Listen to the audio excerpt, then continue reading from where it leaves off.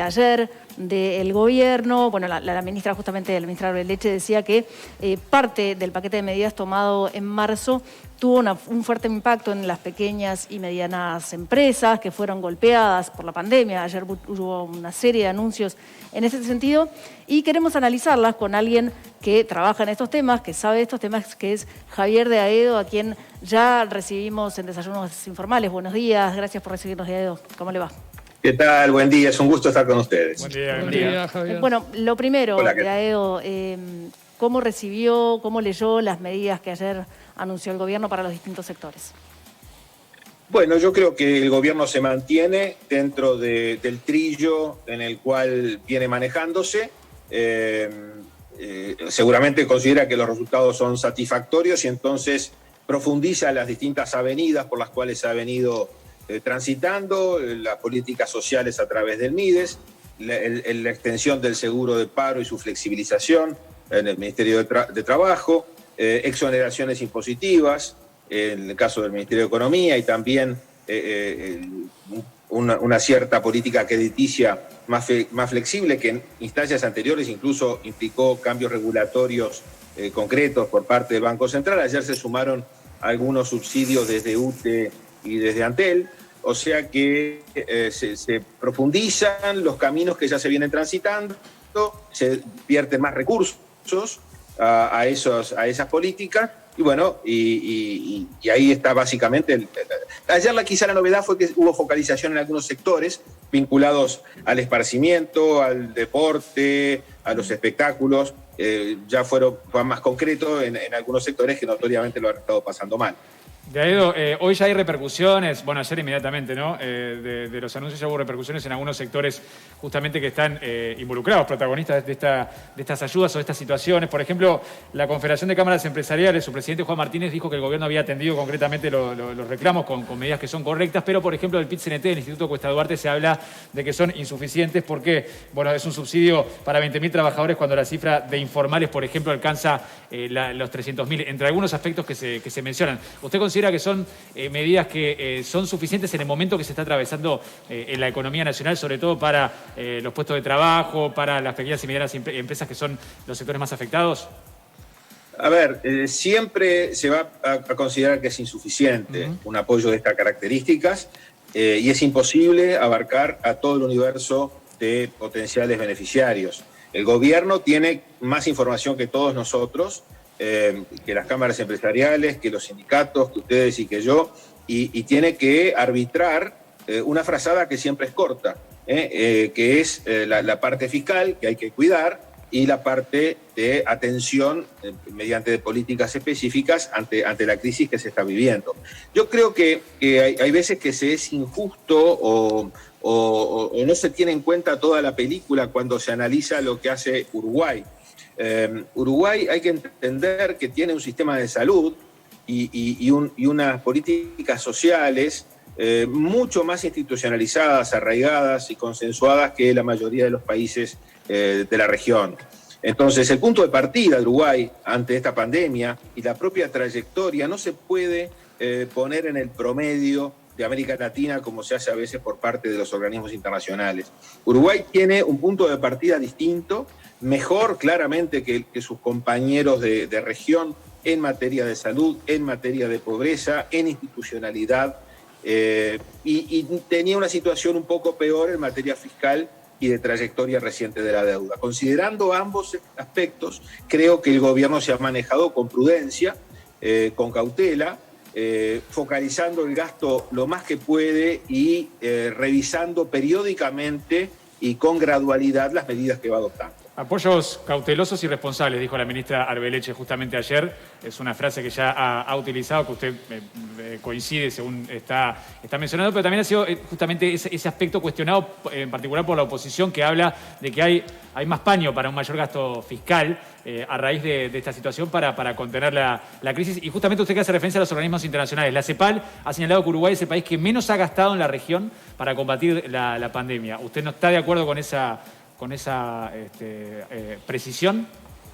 A ver, las cifras son las cifras y no son discutibles, y menos las voy a discutir yo. Lo que puedo discutir es el análisis que se hace de las cifras. Y no creo que la CEPAL, al dar esos números, esté contemplando el muy diverso punto de partida de Uruguay respecto a otros países. Argentina parte de una pobreza de casi 40%, Uruguay parte de una pobreza del orden del 10%. Uruguay tiene una institucionalidad que ha atravesado gobiernos de todos los partidos, que no la tienen otros países. Entonces, es muy distinto tener que iniciar una política de apoyos cuando se parte de una muy buena base, como el caso de Uruguay, a cuando se parte de una base endeble, que como tienen otros países.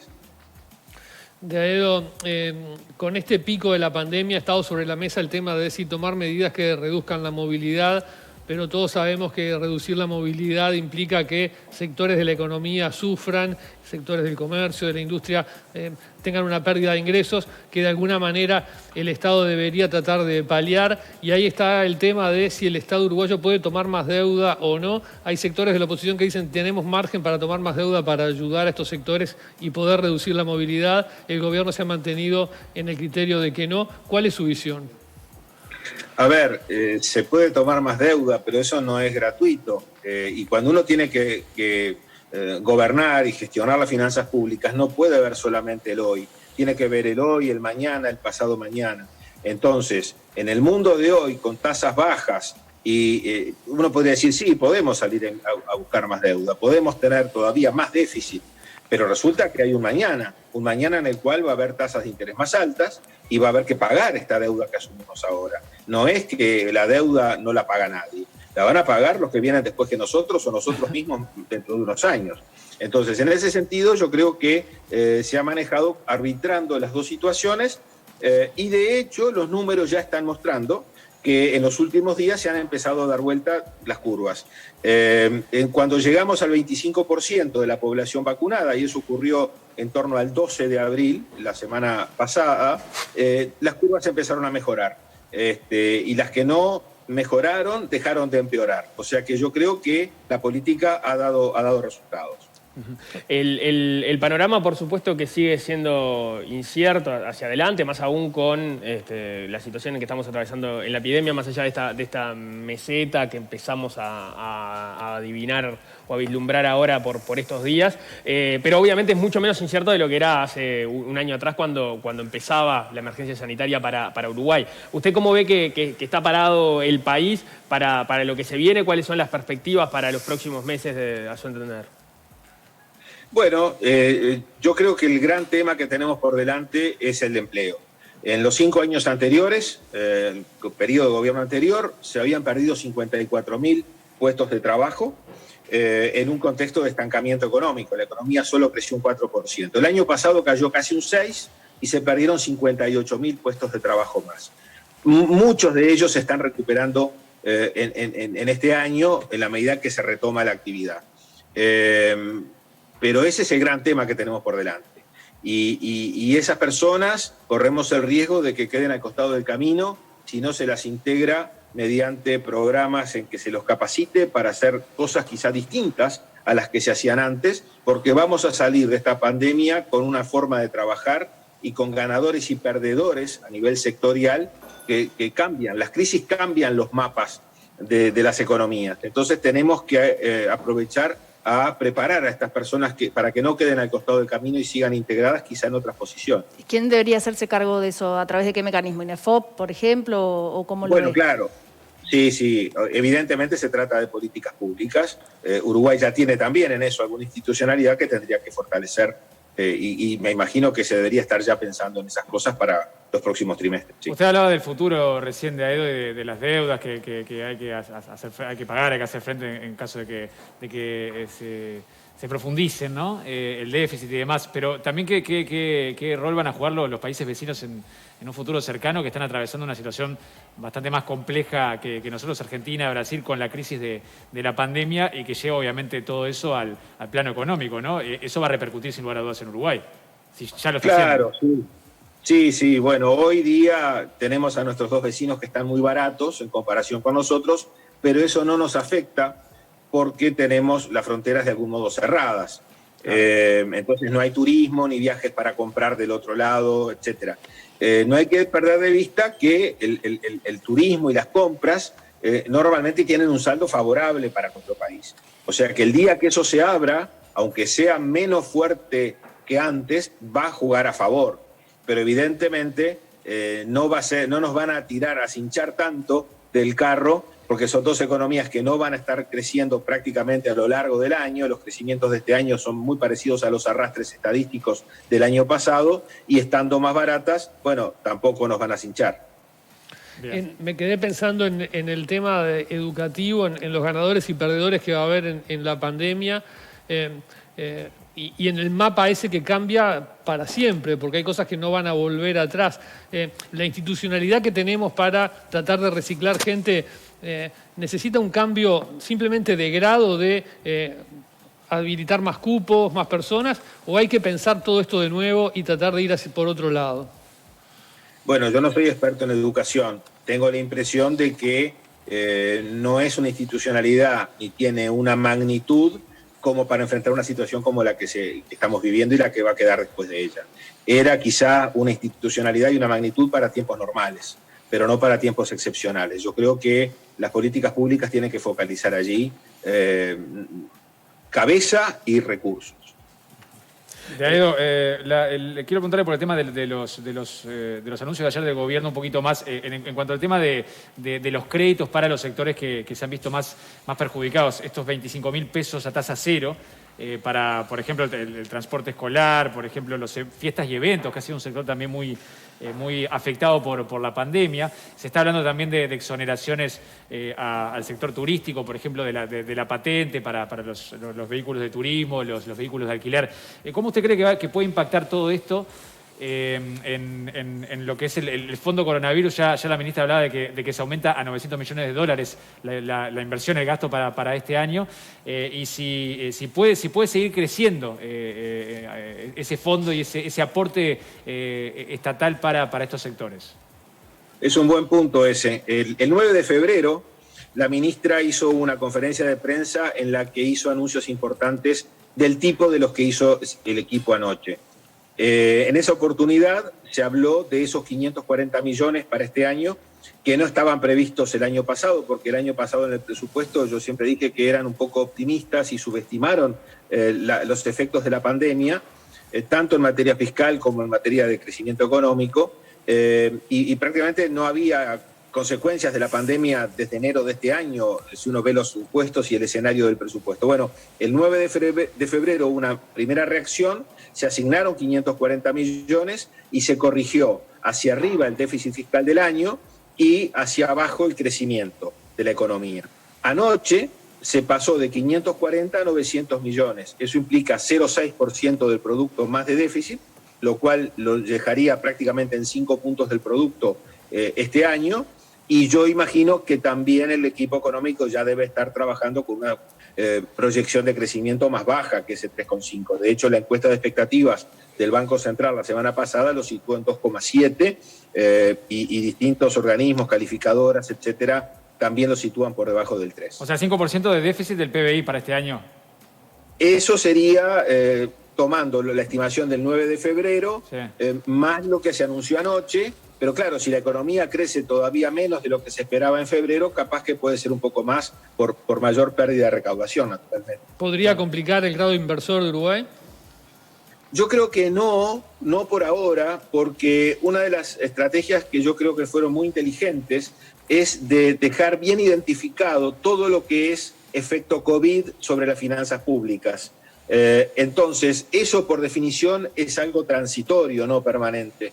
Y no van a bajar el grado de inversión porque Uruguay transitoriamente apoye la situación para enfrentar la pandemia. O sea que no es incompatible ese apoyo transitorio, específico, encapsulado, digamos, en el fondo COVID, con seguir trabajando en la reducción del gasto estructural, que es una de las políticas que el gobierno ha iniciado también. Uno de los temas, u otro de los temas estratégicos que está encarando el gobierno es el de la inserción comercial internacional.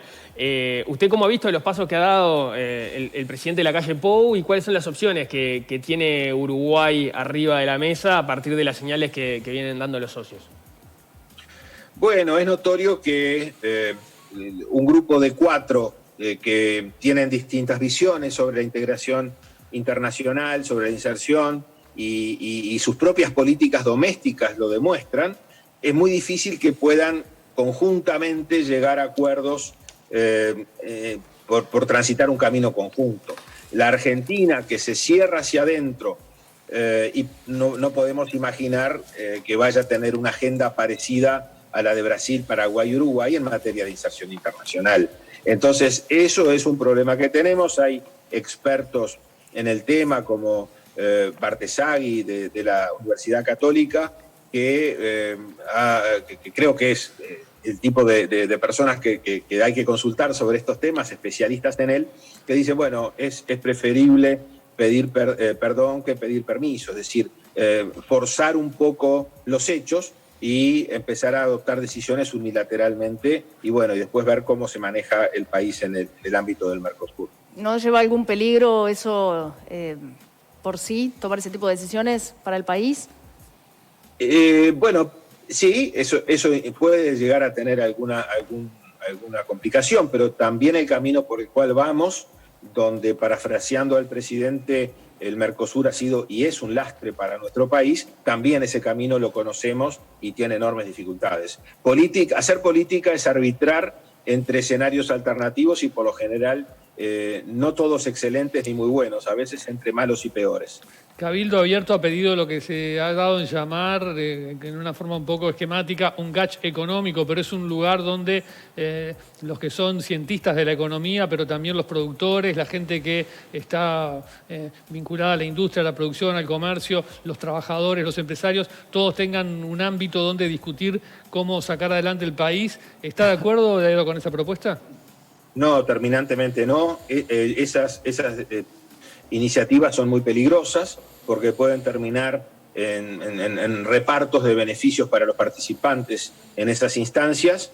Yo soy de los que cree que elegimos un gobierno para que gobierne y dentro de 5 años más tarde podemos tomar la decisión de cambiarlo si no nos gustó.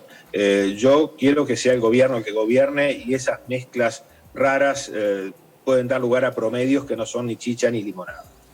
Economista Javier de Aedo, muchísimas gracias por esta entrevista esta mañana en Desayunos Informales. Que tenga buen día. Muchas gracias. Gracias. Bueno, momento de actualizar.